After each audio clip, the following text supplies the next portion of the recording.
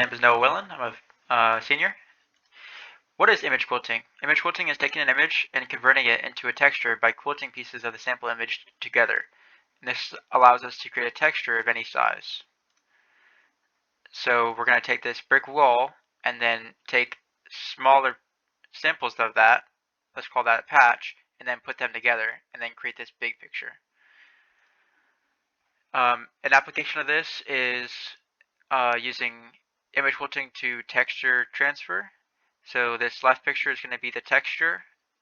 The middle one is what we're going to transfer it onto, and then the final result is on the right side. So there's three different methods that we can do. One is random, the other one is overlapping, and overlapping with border cutting.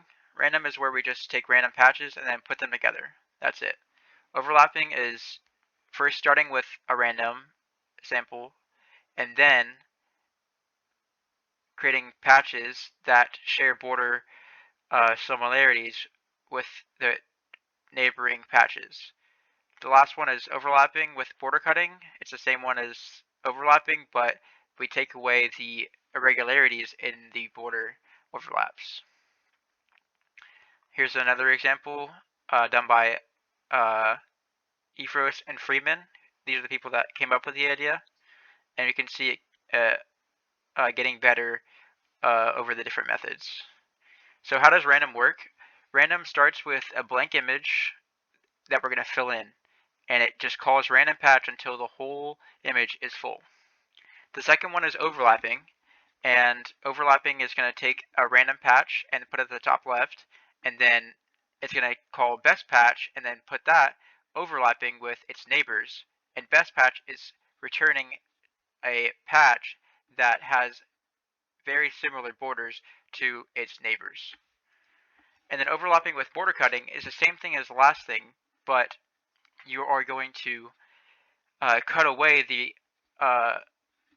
irregularities based on this minimum cost path that we're generating. And that's done by doing the sum of squared differences, and that's going to return a cost. And we do that by template matching. So this first one, the top left, is for all the patches on the top row because we're only worried about what's to the immediate left of it.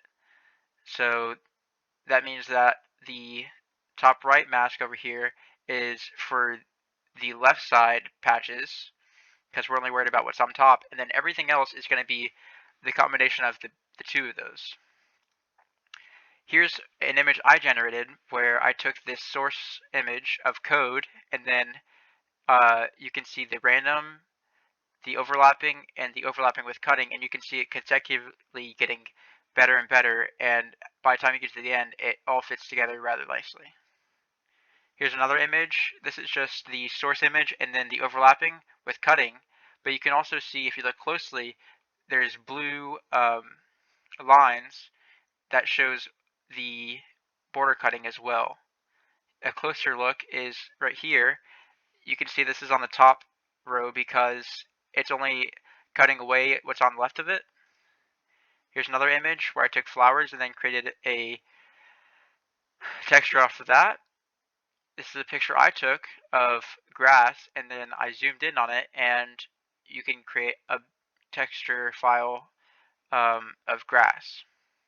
Here's the same thing with paint splatters, and here we can make a really big texture file of paint splatters. Takeaways: